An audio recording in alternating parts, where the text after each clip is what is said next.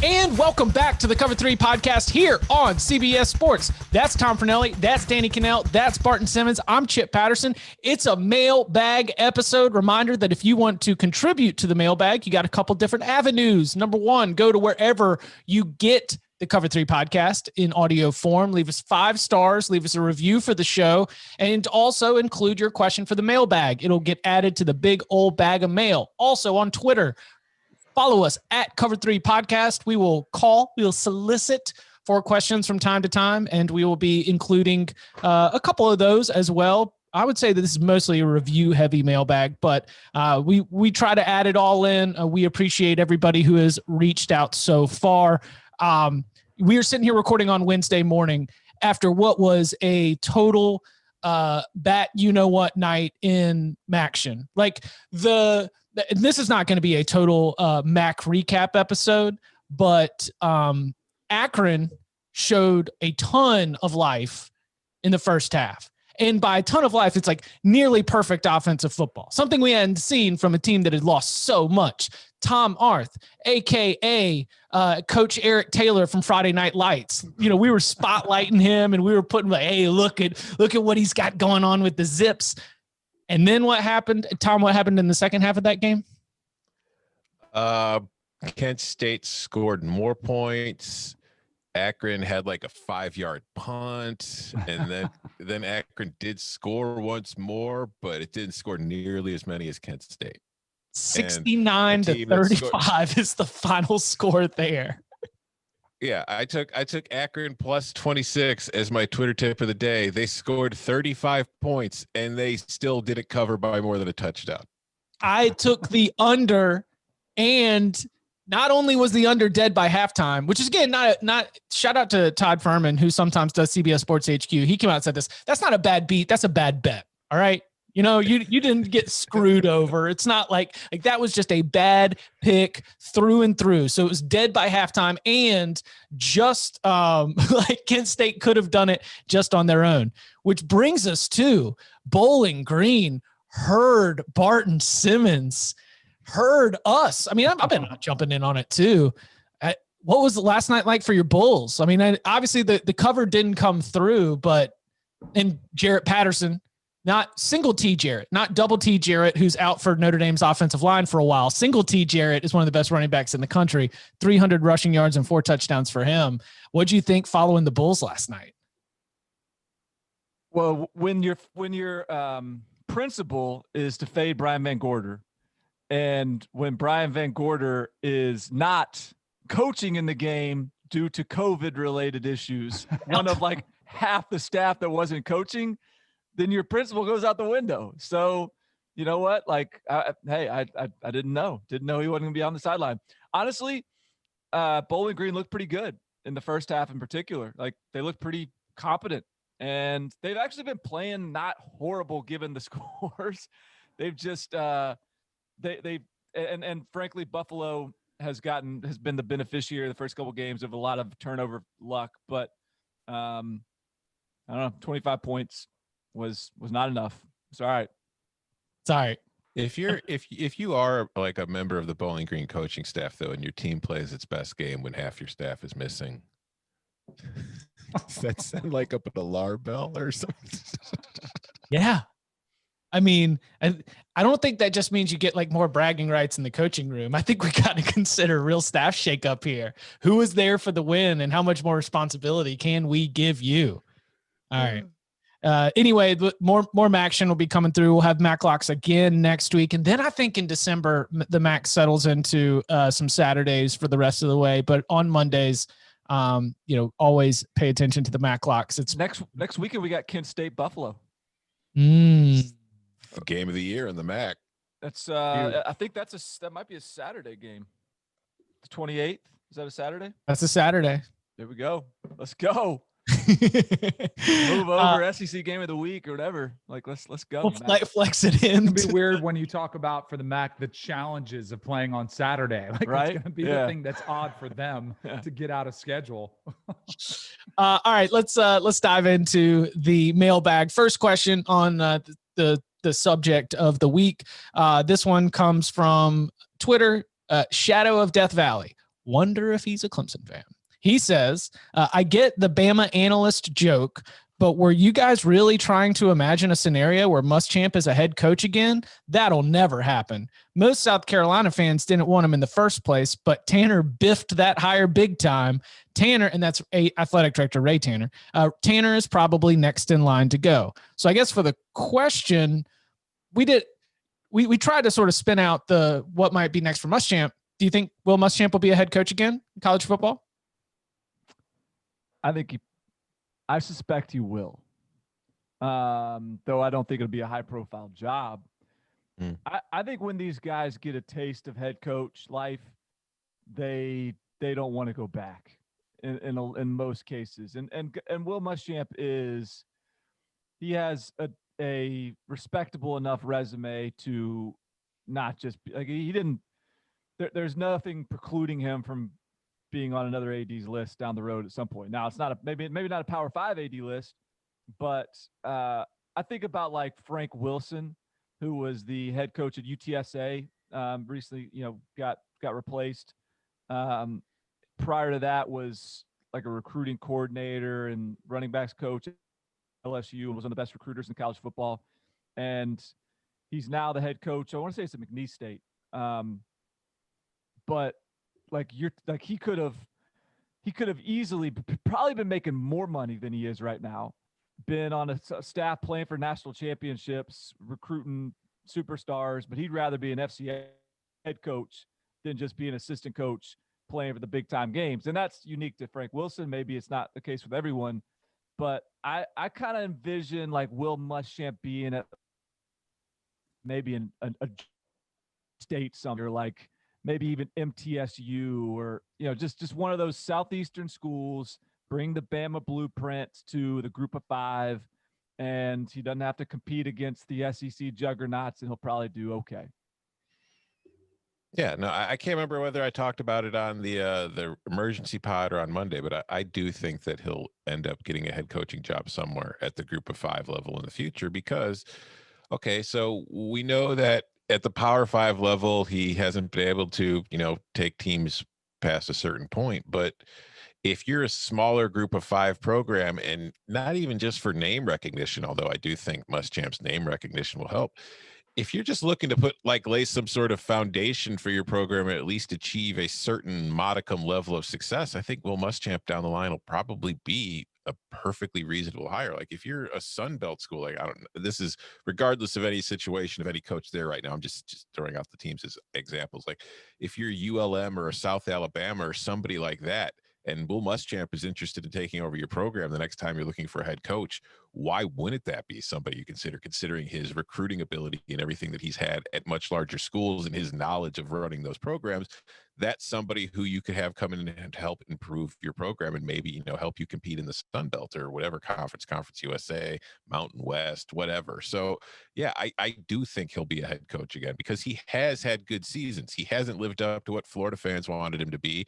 And he hasn't lived up to what South Carolina fans wanted him to be. But let's also remember, aside from those few years under Steve Spurrier, it's not like South Carolina's football program has a long history of being extremely successful. So I don't feel like I know he didn't do as well as they wanted him to, but I don't feel like he's a complete failure at South Carolina just because he didn't win games. That's not an easy job to win at.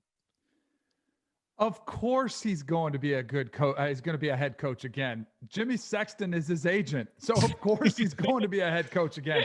I say that kind of jokingly, but I kind of say it seriously because we are talking about one of the most powerful men in college football.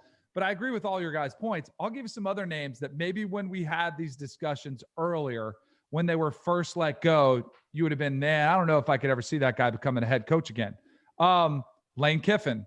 With the way things kind of unfolded throughout his career. Hugh Freeze, who's right on the cusp of getting another job. When he was, with what transpired at Ole Miss, people would have said, no way. How about Bobby Petrino? With what happened at Arkansas, no, he'll never get another job. And I got probably the worst example of somebody who could coach and would give him the opportunity, but the petitioning prevented it, was Art Briles. Art Briles could be coaching again, but people petitioned to stop it, right? So there's always, it is the old boys network. It is the fraternity of coaches, whatever you want to call it. if you've coached at the level, the elite level with Will Muschamp has, and you've done it successfully, I think you could argue that he's done it successfully at times, you're going to get another opportunity. I think he's going to have to take the long road, just like some of these coaches did. Maybe he doesn't. Maybe he goes and he's a defensive coordinator in the SEC. But I absolutely think he'll get another opportunity. He's only 49 years old, and I would say it would probably come sooner than we think it would happen. Yeah, and I think another example to go along the lines of what you're saying is think of Willie Taggart. This is somebody who at Western Kentucky, like he did a very good job taking a very bad program and making it respectable. That led to him getting the USF job, where he took that job up, built it up to a 10-win season, left to go to Oregon, had one pretty mediocre season at Oregon before Florida State came calling, was so good at Florida State that they fired him in the middle of his second season. And then a few months later, he's getting the head coaching job at FAU. So yeah, Will Muschamp's going to have a head coaching job again somewhere soon. You know what I'm curious about? What's the next job going to? Because another coach that I'm sort of thinking of, right, is Bo. He gets let go at Nebraska. He actually goes down to Youngstown State.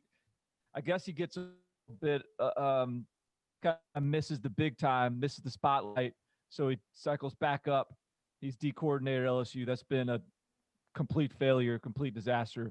Yeah, that's where Muschamp is. Muschamp's going to go be LSU's defensive coordinator after Pelini gets let go. Okay, so that would be very on brand. That sounds like a perfect fit for what Ed Orgeron would hire. What's the next step for Pelini? Because he's going to get fired. So where does Pelini go? Does he go? Is he like a D coordinator at some Group of 5 program next? Does he just sit it out for a while? Is he an analyst at Alabama? Does he retire? He's not that old. I don't know. I would think that he could. Honestly, I could see Bo Pelini coaching in the MAC.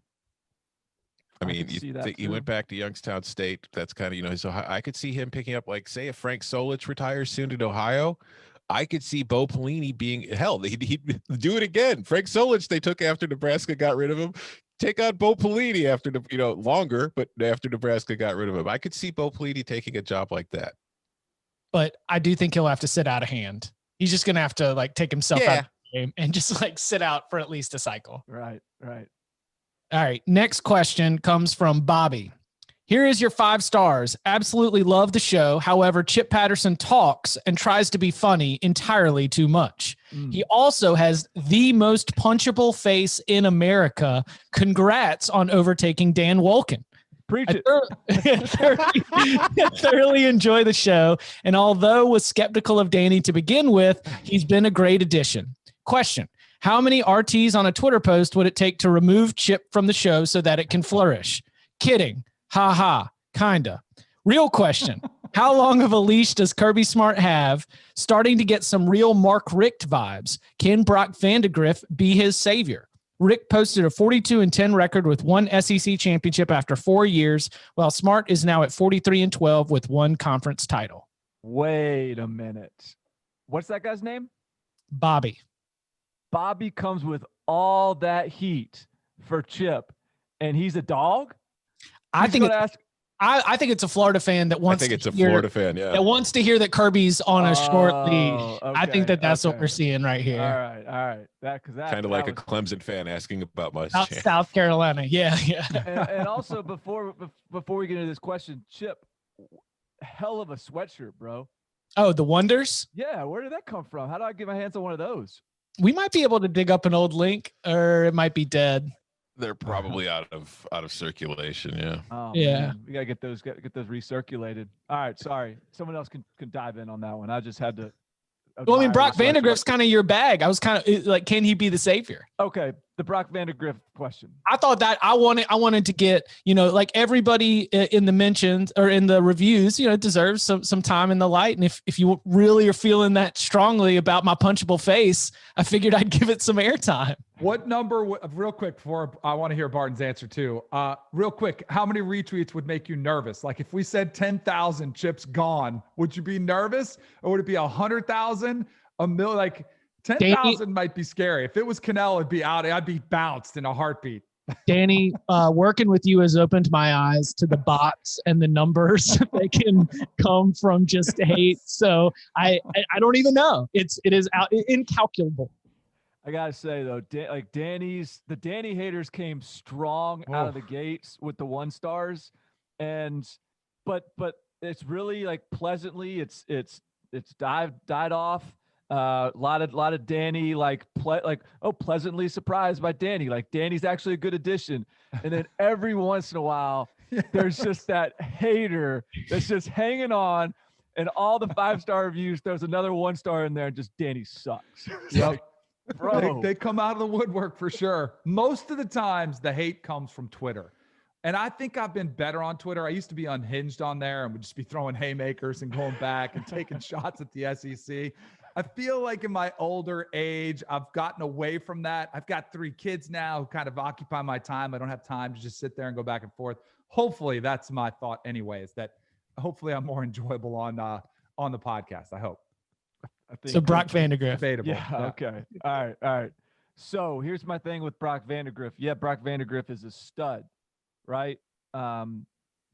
But Jake Fromm, Justin Fields, JT Daniels, Jamie Newman, like which one of those guys isn't a stud, or did we not think was a stud?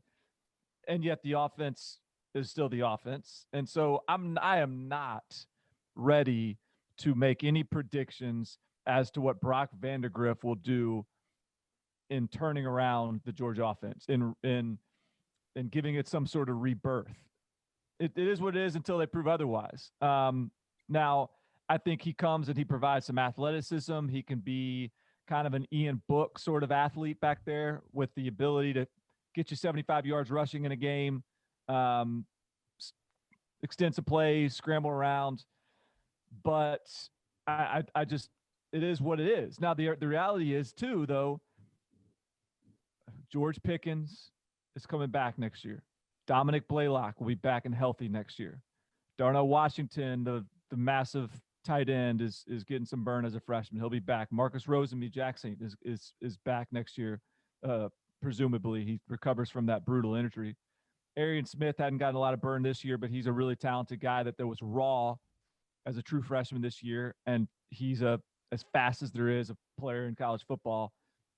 You would think he's going to have an opportunity down the road. Brock Bowers, a guy that they're signing in this class, arguably the best tight end in the class of 2021. Like, it's an embarrassment of talent at the wide receiver position, an absolute embarrassment of talent.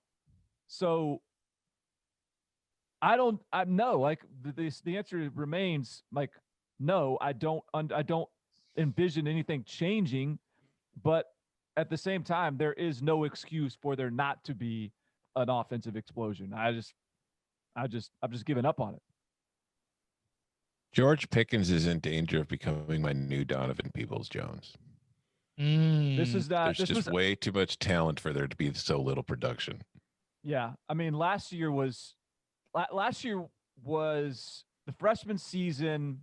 I thought could have foreshadowed. Like, look, I expected it. I expected a sophomore season that was going to be a huge jump, and it just hasn't come. Now, whether that's on him or whether that's on the quarterback, whether it's on the OC, I don't know. But I think it's a mix of all three, probably. Probably. But you could still envision, like, it's still not hard to envision it coming in year 3, right? Just, yeah. I mean, he had like 800 yards receiving as a true freshman. Yeah. But it's just, I mean, through what he's played 4 games this year, he's got 13 catches for 140 yards. It's like, yeah. For me, for Georgia, and we've talked about this a lot, I don't think it's talent. I don't think it's an offensive talent. I don't think it's a quarterback specific issue. I do think Stetson Bennett has limitations. I don't think that was the plan coming in, though. To me, I've got to see a philosophical shift that they're actually going to open up an offense and actually start letting a Todd Monken be aggressive, let them stretch the field vertically. And until I see it, I'm just not going to believe it, no matter who the quarterback is. I mean, Dwan Mathis was a 4-star prospect coming out, they've had their guys come there before. And, I know there's kind of an excuse saying, well, Jamie Newman opted out of this season. I don't have any confidence that you would have seen that much of a difference with Jamie Newman or JT Daniels under center for Georgia. I need to see it from a play calling standpoint before I buy into this new look Georgia team. I think the Jamie Newman would have been the best answer of all the possible answers, because they wanted like they wanted to go Dwan Mathis when Jamie Newman was out.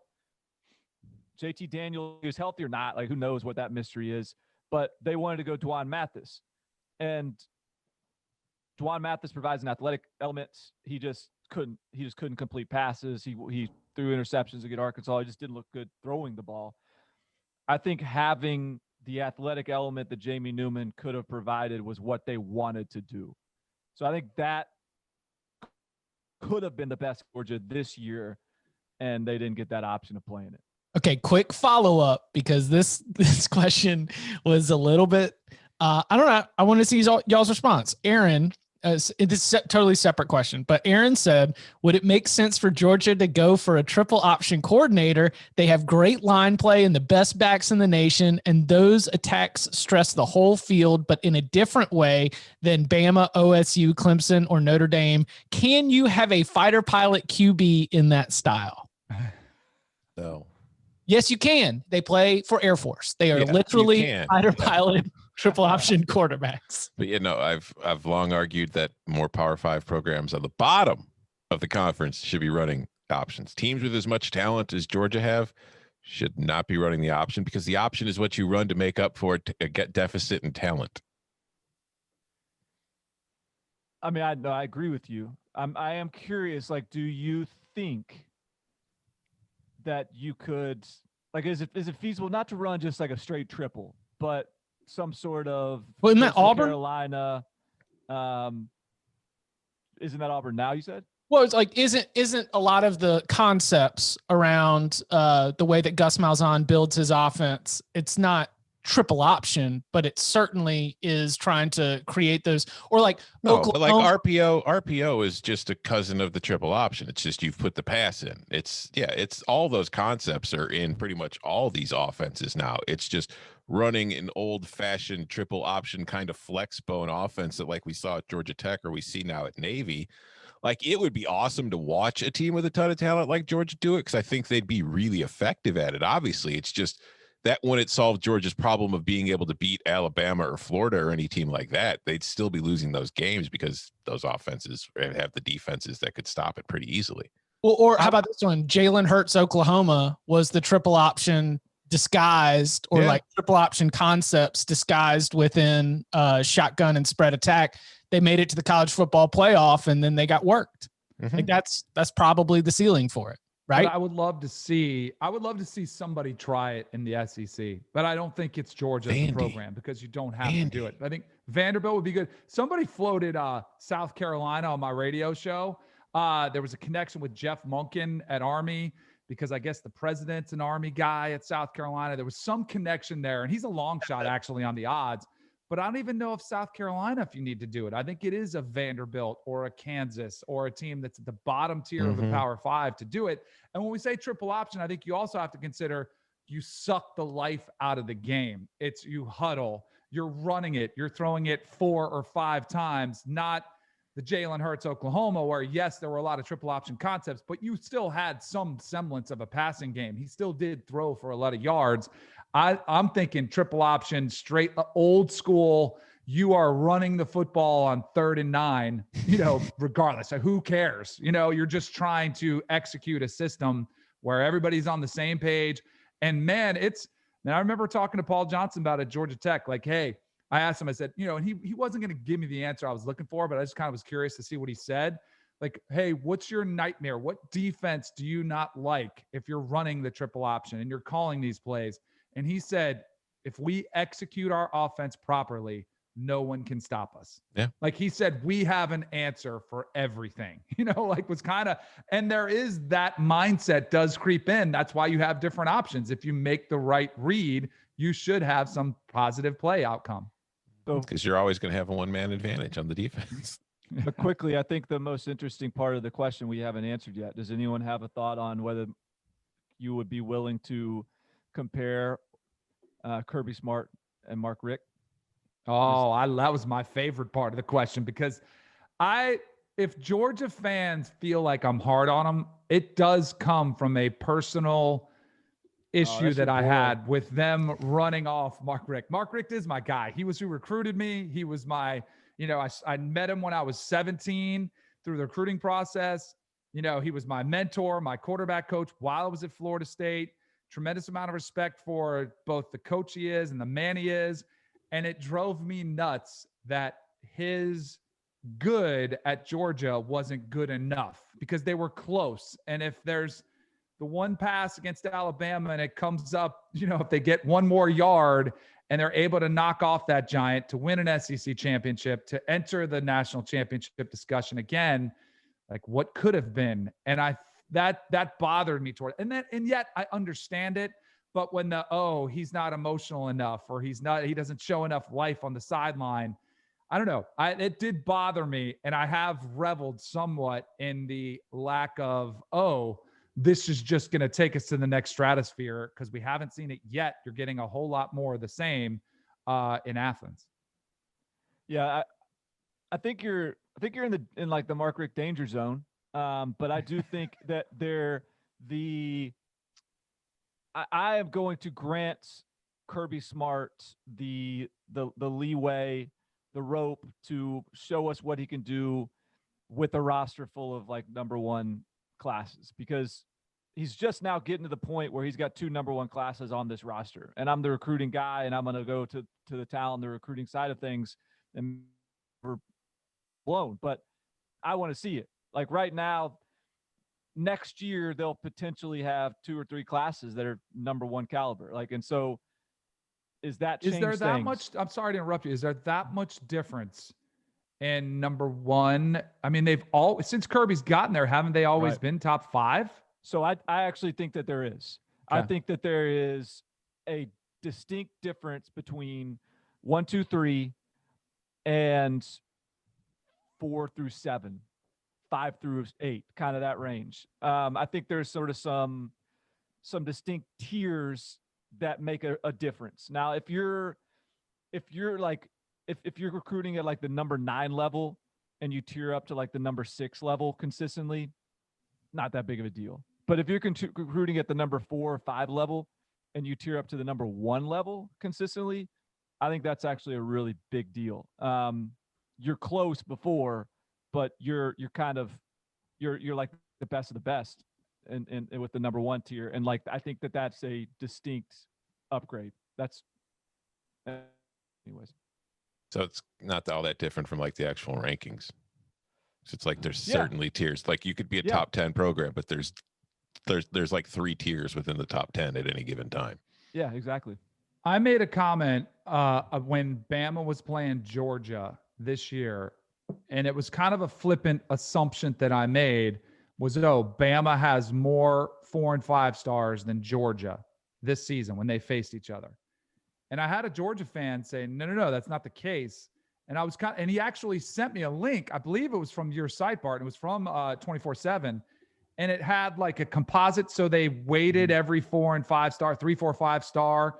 And it did this year. Georgia had, based on the rankings, the higher, it was like a 97%. Like it was like a 0 to 100 scale. There was some sort of scale, but Georgia did have more talent on their roster than Alabama did.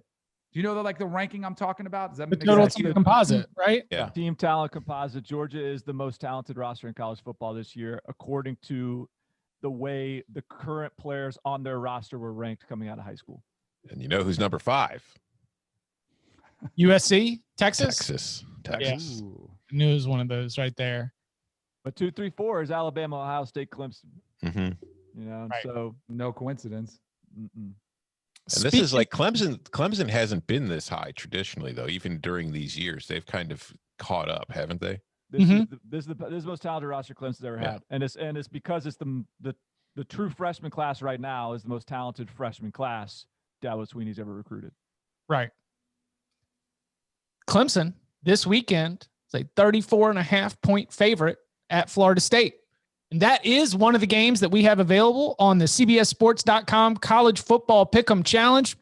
We've been telling you about it. CBSSports.com/college. Very easy to get to. And you've got a couple different options. You can enter as an individual. Just pull up.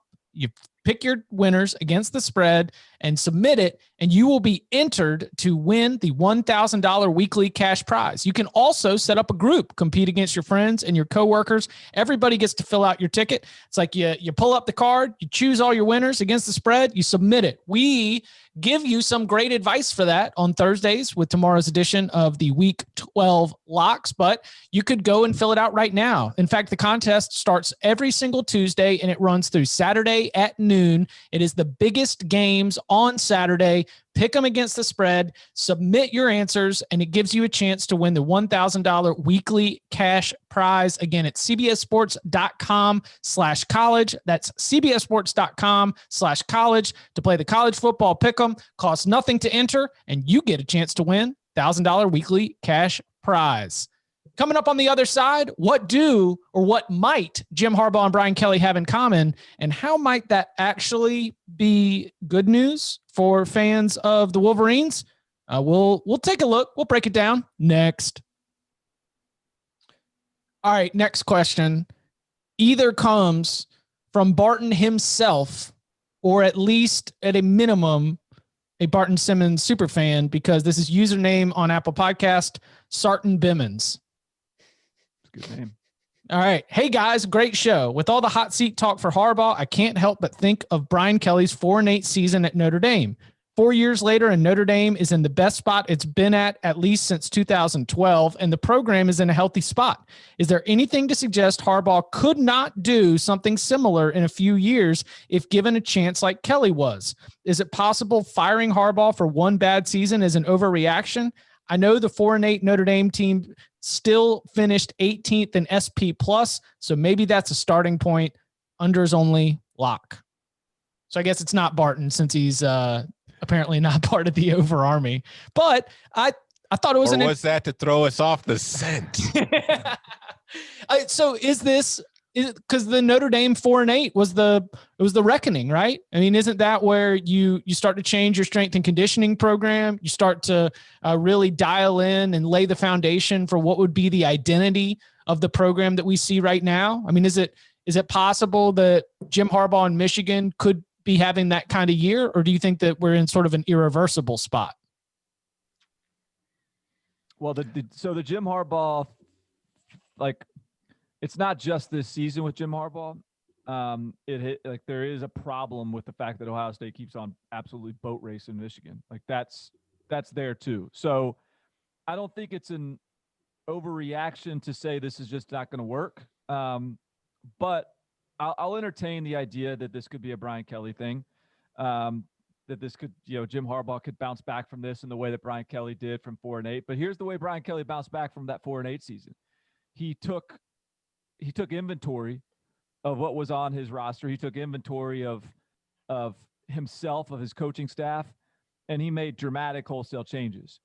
That after that season, he had a new defensive coordinator. He had a new offensive coordinator. He had a new recruiting coordinator, new special teams coordinator, new strength coach, new director of scouting. Like, there were, of the 12 sort of primary on or off field positions in 20, what did we say it was 16. 16. In 2017, of those 12, 7 were new. So Brian Kelly not only made sort of like tangible moves within his coaching staff, but there are also all sorts of reports of Brian Kelly being much more introspective about how he needed to change, about the ways he needed to be more present with the team, like be there in the, during the morning strength and conditioning sessions, be around his players and build a relationship with them beyond just sort of this CEO kind of mentality. And the changes that he's made have been A, really effective, and B, sort of really relatively dramatic. And he's continued to, since then, make much better hires, much less kind of lazy hires than he was previously, and just sort of leaning on old relationships. And I think that's made a huge difference. And so, can Jim Harbaugh do those things? That's the whole thing. Is like Jim Harbaugh's shown no indication that he is going to be as introspective as I think Brian Kelly was in bouncing back from that 4-8 season. And so, and yeah, if Jim Harbaugh can do that, then I don't doubt that he could make those sort of, that change the program in that kind of way. He's given no indication that he is that kind of introspection. I think he has, to the fact that Josh Gaddis is currently the OC, because there was the complaint about Michigan's offense in the previous seasons, in the first years of his tenure there, where they were still a little too old school and a little too stodgy, and that they needed to open things up a bit more, especially once they got Shea Patterson in. And I think that he showed a willingness to do that by bringing in Gaddis to change the offense. Now, the offense hasn't gone to the level that they want it to, obviously, but I think that he has shown it. And I think this offseason, one of the things, if he's going to take that step forward, is might have to make the change on the defensive side of the ball with Don Brown, where even though his defenses by and large have been successful, it's starting to get to the point where they look like they've been figured out for the most part by opponents, and they haven't been successful this year for sure, and they never were successful against Ohio State. So I feel like that's an area that he's going to have to reflect on. And just I had a dream last night where Jim Harbaugh was the new coach of the Bears, and I didn't really like it. Oh man, this job's really getting to you. Yeah. I've given this a lot of thought, because there's a part of me that says, hold on, like, let's slow down with the fire Jim Harbaugh talk, because he has had a lot of success. He's had 3 10-win seasons. This team has had a lot more success than they did under Rich Rodriguez and Brady Hoke. But then I also am under the belief that I am very slow to fire coaches. Like, I give coaches way more of a pass than most analysts, than most people who are in our business who give their opinion. Like, I was saying for Willie Taggart, hey, it's only been a year and 2 games, when I probably should have been after 3 games saying, let's make a change. Right. I mean, it can be a blinding factor as well. I do think Brian Kelly had the national championship appearance, which did help him a lot. Although Harbaugh has a Super Bowl appearance at the NFL level, which helps him. He has all the Michigan pull. There's a part of me that's kind of talking myself into giving Harbaugh one more year and saying, why not just let the contract run its course? Why not take this season for what it is? It's a disastrous year for a lot of people. For a lot of teams have been reeling to motivate at specifically programs like Michigan, LSU, Penn State.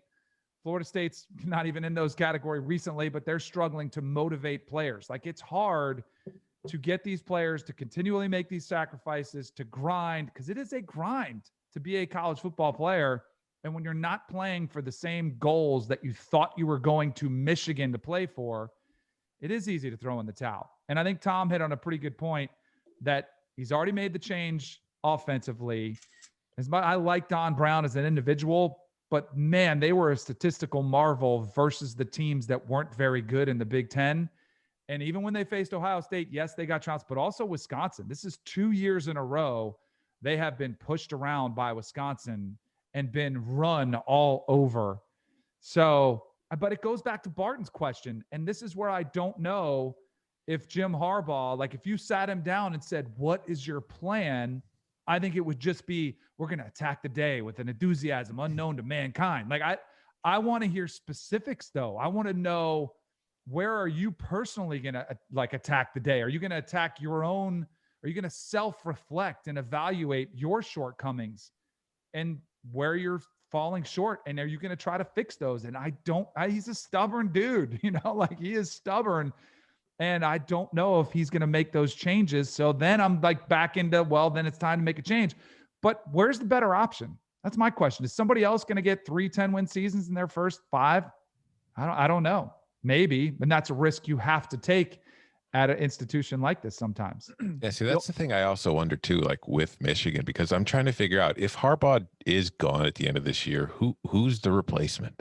Like, I know Luke Fickell is the first name everybody's going to say, but I genuinely don't know that Luke Fickell will want to take the Michigan job, because I do feel like part of the reason the Michigan State job appealed to him in the first place was he got to be a rival of Michigan, and just being a Ohio State guy, I don't think that he wants that Michigan job.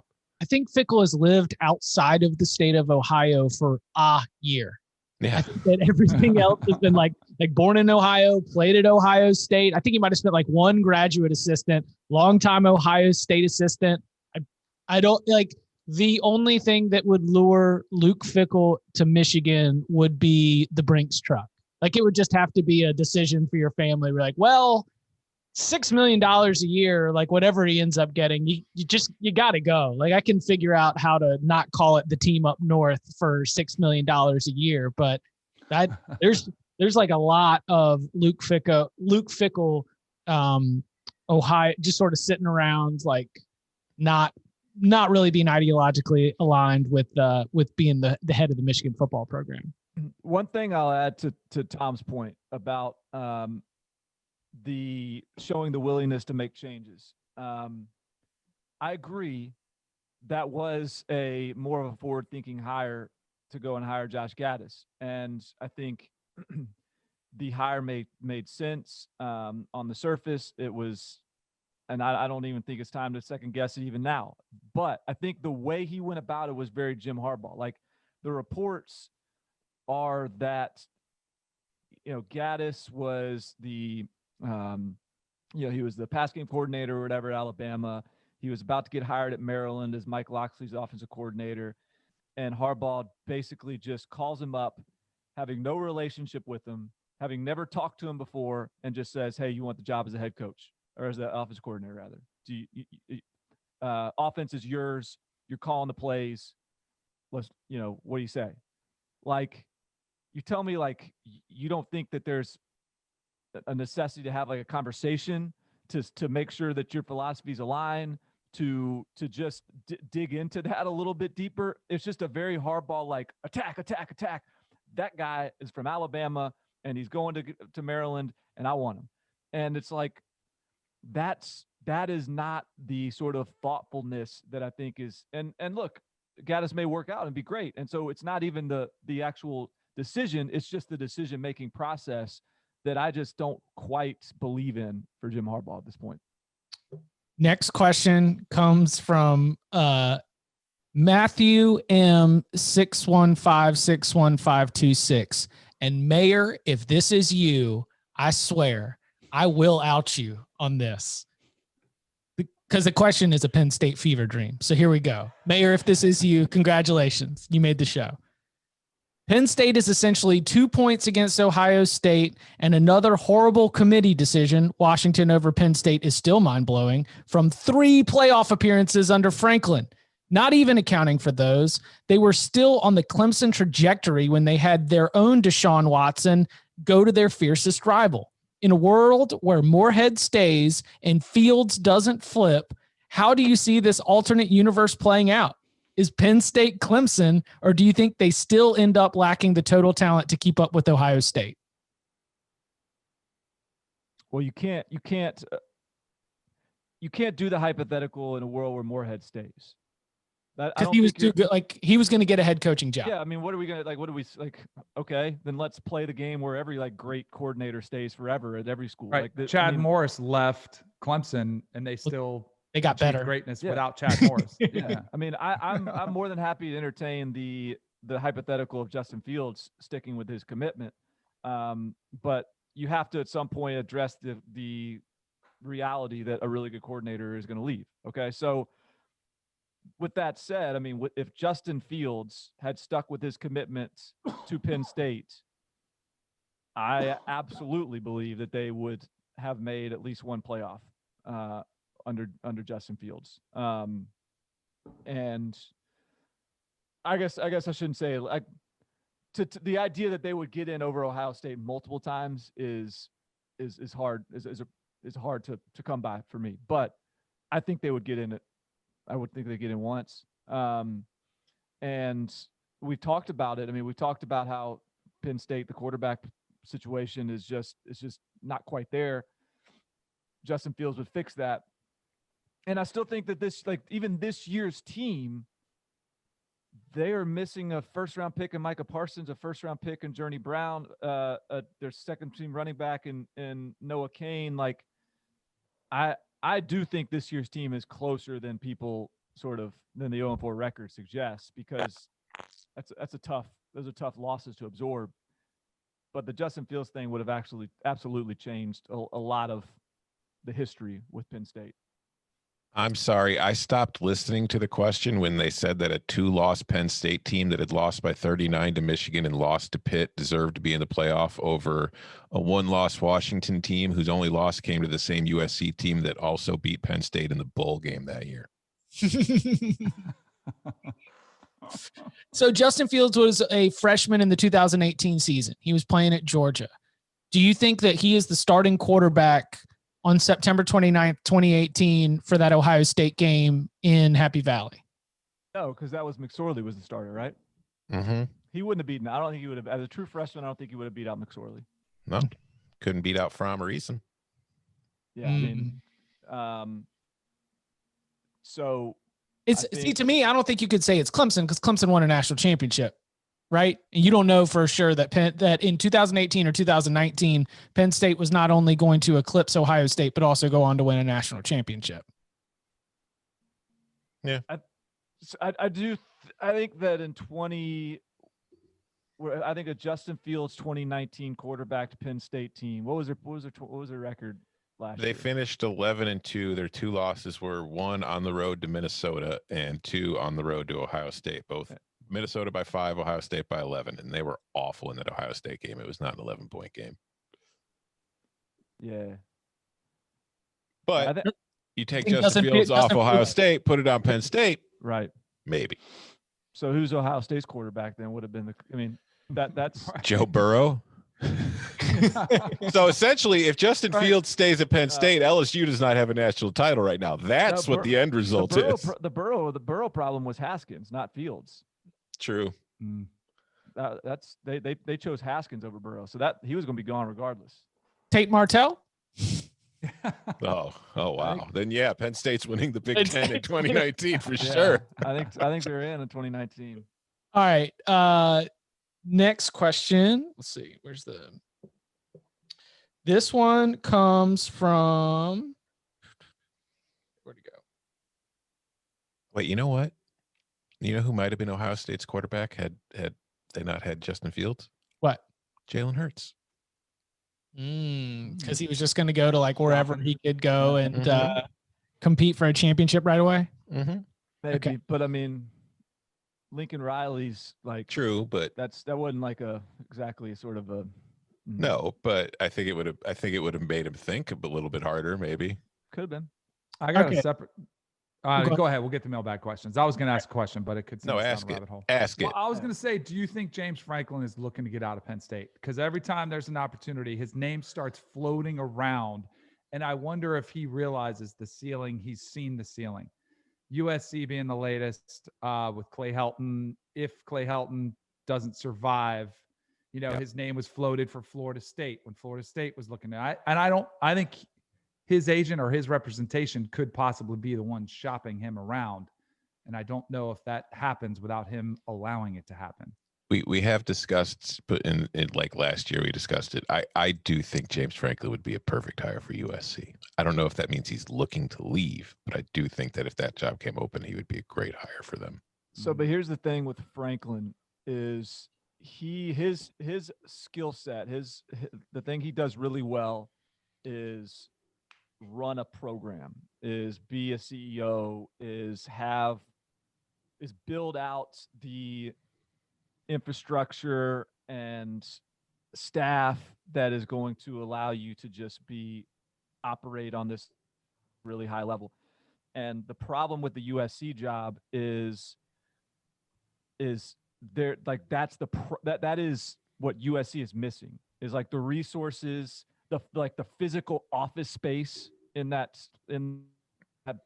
environment to to allow you to hire the recruiting staff, the player development staff, the strength and conditioning. Like there's the resources around USC, as I understand it, are significantly lacking relative to the other sort of blue blood powerhouses. Like Texas, for example, would make a lot more sense.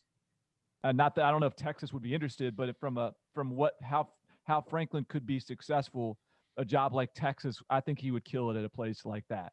I think Florida State seems to have some sort of systemic issues currently that probably would have been a little bit scary for him to jump at a job like that. And in a way, I think maybe the reason that you hear his name floating around all the time is because he's constantly trying to leverage the Penn State administration to give him more, so that he can go where he wants to go. This question from Will, and I wanted to get it in just because he replied on Twitter. He said, I sent this back in August, an actual 5-star review. And he said, pretty sure it got mixed in with all the DK hate, parentheses, none here, exclamation point. So Will's got no hate. Somewhat of an off-season topic, but next off-season it won't really be relevant. Look forward to the show. All right, Will, your question. The ACC had a golden opportunity this season, and it seems to me they have botched it. The ACC obviously would prefer Notre Dame to be a full-time member, right? With every conference scrapping non-con games, Notre Dame would have struggled to put together a schedule this year. Under threat of missing out on a whole season of football, it really seems like the ACC could have blackmailed Notre Dame into joining the conference permanently. Thoughts on this? Could it have worked? How big a deal would missing a whole season be for Notre Dame? I might be the only one who cares, but it really bugs me that they aren't in a conference. Instead, it seems to me that the ACC is committed to continuing to be Notre Dame's doormat for the foreseeable future. Love, Will. Let's take a look at the circumstances that needed to exist for Notre Dame to join a conference for 1 year.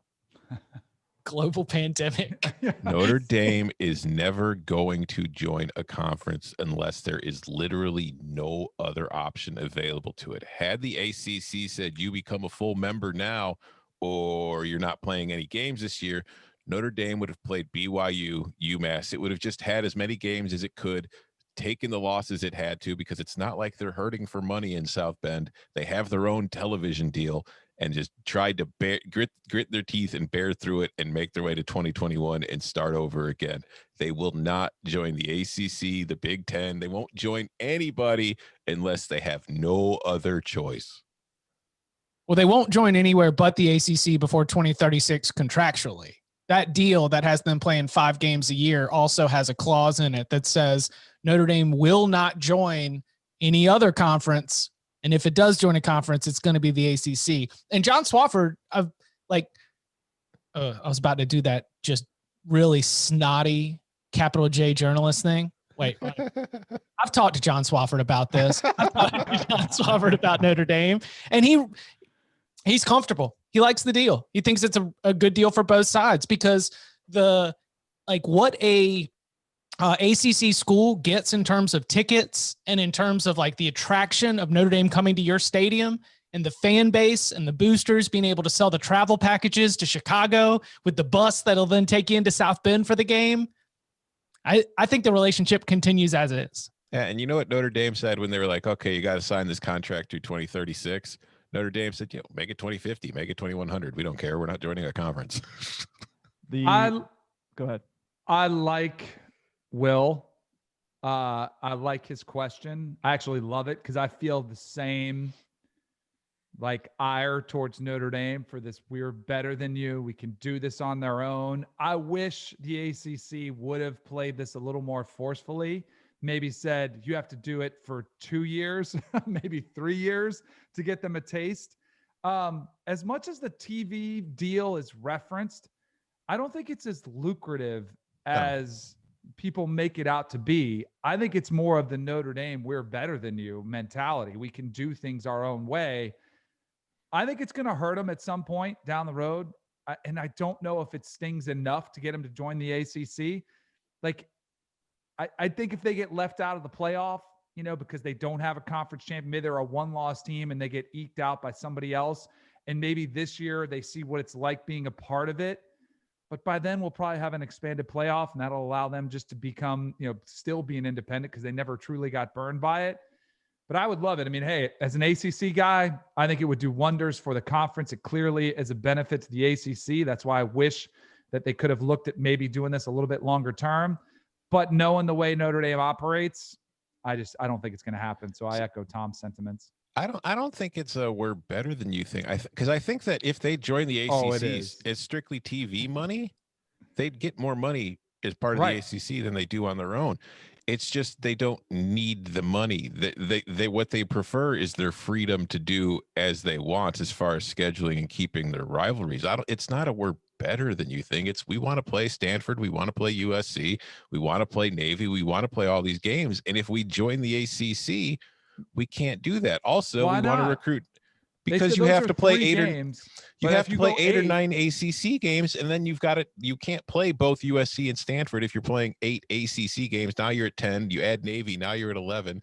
So now you've got one game left. So you've got other rivalries. You've got Michigan. You've got Michigan State. You have all this stuff where you want to be playing all across the country because you recruit nationally. You're a national brand, and right. I look at it as in any walk of life, whether it's college football or any career path. If you can get through independently without having to owe anything to anybody else and do it on your own and get by comfortably, that is always the preferable option to anybody. If Alabama could do it right now, they would do it. It's much more difficult for them to do it because they're so entrenched in the SEC. But Notre Dame never really got entrenched with anybody, and it's like a bachelor in his 40s, man. He's just out there having fun, And they do, like, they're a full member in every other sport. Yeah. Like the relationship. They got the best of both worlds. That's why I share Will's frustration. Like they get the best of everything. They didn't come to the ACC. The ACC know. came to them. Agreed. That's not us being better than you. That's what. Yeah, sure. That'd be great for us. That's a good idea. But we're not bringing football.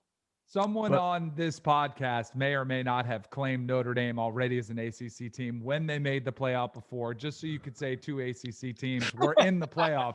Somebody may or may not have made that claim before. And now with this year, I'm definitely going to do that moving forward for forever. Just for the record, Danny, Will, you guys are not alone. One other guy who's not afraid of a fight named Pat Narduzzi has gone on the record on this one. Yes. I hope they do join. To me, it's either you play with us or you don't play with us, almost like to boycott them. If you want to play in the ACC, come play in the ACC. And if you don't want to play, let's not give them 5 games. Let them go play BYU or whoever else they want to play. We shouldn't be giving them games. But they're talented, and we'd love to have them in the ACC for sure. Hey, Pat, Pitt was scheduling games with Notre Dame before it was in the ACC. Just, you should be aware of where you're at. That's a rivalry. I mean, you to play with. I don't have a Pat Narduzzi. It's just, all right. Finally, this question comes from Chris. Chris says, "What's up, guys? Favorite pod out there, and had a couple questions for y'all about Nebraska. I've been a diehard Husker fan since birth and have felt nothing but pain and sadness for a long, so you're young, long time. I wanted to get you guys' look on Nebraska in the short term and in the long term. How do you guys feel about Scott Frost in year 3, the current quarterback situation, and long term? Can Nebraska raise its recruiting level? Do you think Nebraska reaches the Big Ten championship level anytime soon? College football playoffs? Sorry for asking so many questions. I just, all caps, need Nebraska to be good again. Keep up the great work. Love, Chris." Well, I think as far as recruiting is concerned, like as far as the Big Ten West, I think in the talent rankings that we were talking about earlier, I think Nebraska is the most talented team in the West. So I don't know if he's going to be able to at Nebraska increase the talent base enough to where it could be at Ohio State's level or Michigan's level or Penn State's level. That might be more difficult. Although I do think that if Penn State starts winning games, it becomes slightly easier to do. As far as my opinion of where Frost is in year 3, and the quarterback situation, I am a little concerned that, like, Adrian Martinez, when he showed up with Frost, I thought had a very promising freshman year. And I thought that with what we saw from Frost at UCF, the way he was able to develop quarterbacks there and help them grow in that system and improve, I figured Adrian Martinez was going to take that kind of step forward too, and could end up being, one of the better quarterbacks in the Big Ten, if not, the second or best quarterback in the Big Ten. And there hasn't been any growth on that front as far as I could tell. And I do worry about the lack of development at that position, because that was something that I thought Scott Frost would be fantastic at. And he had shown an ability to do at previous stops, both as the head coach and offensive coordinator at places. So that concerns me, but that could just be Adrian Martinez. That could just be the players that they have. He just hasn't found the right quarterback. But I do think that if there's anything that worries me about what's happened so far, that would probably be the biggest red flag in my mind. Y'all remember Adrian Martinez was like third in the country in the Heisman odds last year or something? Yeah. Hell yes. I don't know, man. I'm sort of, I don't really, I'm kind of tired of giving Nebraska takes. It's just guessing. I'm willing to ride this out, let this play out, give it more time, continue to assess and evaluate. I don't feel confident that Scott Frost is going to get them contending for Big Ten titles. But I'd still think that that's very well within a reasonable expectation. I think he's got to get the recruiting thing figured out. This pandemic stuff doesn't help because they are a program that needs to be able to get outside their 300-mile radius.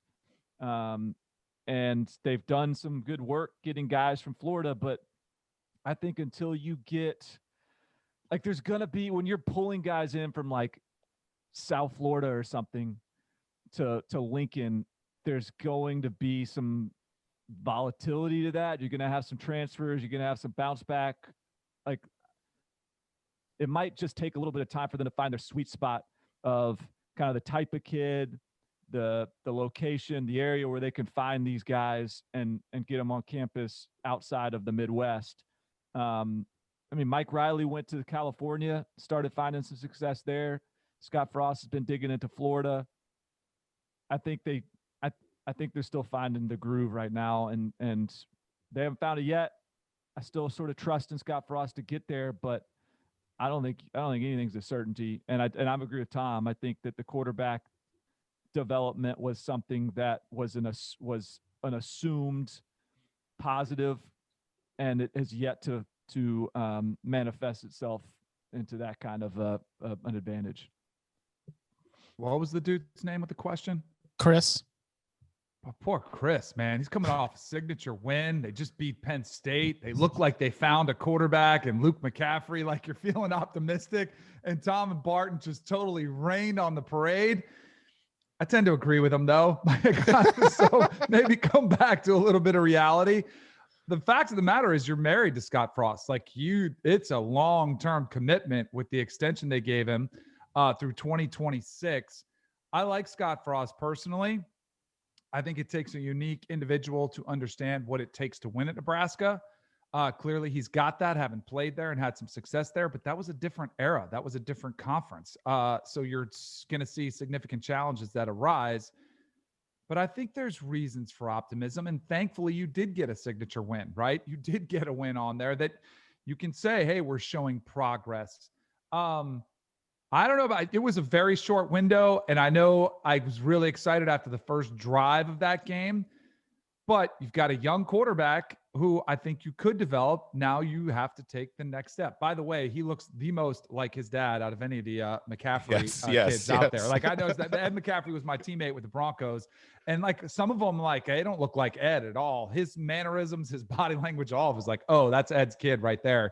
But I think there's some reasons to be excited about it, but you've got to see continual development. And I think it'll be a slow process. That's, I think, basically is kind of the buy-in that even Nebraska is aware of, is this isn't going to be a next season Nebraska's playing for Big Ten championships. I think it's clearly, from when he took over, it was a 4 or 5 year plan. And I think that's probably going to be the reality of the situation. They can play for Big Ten championships before 2022. I mean, next year, you're saying? No, like next year will be 21. I'm giving like another year, and I'm saying 24 next year. 8-4 next year, and then hopefully a 10-win, competing. You can't rule them out of playing for a Big Ten championship simply because they are in the West. You compare yourself to Wisconsin, and it's like, if you think you can close the gap with Wisconsin, then you can win the West. I think in the same way that it's just so difficult for Penn State or Michigan or anybody else, Nebraska can't measure itself against Ohio State, because then you're just chasing after the carrot. Yeah, because in the Big Ten West, if you're playing a full 9-game schedule like in a normal season, you can get to the Big Ten championship going 7-2 in conference play. So yeah, they can get there. Whether they can win once they're there. I don't know. Remember what happened last time they reached the Big Ten championship game? I was there. I watched Melvin Gordon do the same fly sweep roughly 50 times as Wisconsin put up 60 something on them. Yeah, that game got highlighted after Mississippi State lit up LSU because everybody's like, let's roll out Bo Pelini's greatest hits of when his defenses have gotten absolutely shredded by the same 3 plays. Like, oh, I could spend an hour talking about that game. But anyways, that can be another podcast. We'll do that in February, maybe. All right. Since we started around Bo Pelini, we ended around Bo Pelini. That's the perfect way to wrap the Bo Pelini Mailbag podcast. That is Barton Simmons. You can follow him on Twitter at Barton Simmons. That's Danny Cannell. You can follow him at Danny Cannell. You can follow him at Tom Fernell. You can follow me at Chip_Patterson. Week 12 locks coming on Thursday. Make sure you subscribe to go get it. Gentlemen, thank you very much. Thank you. Sure.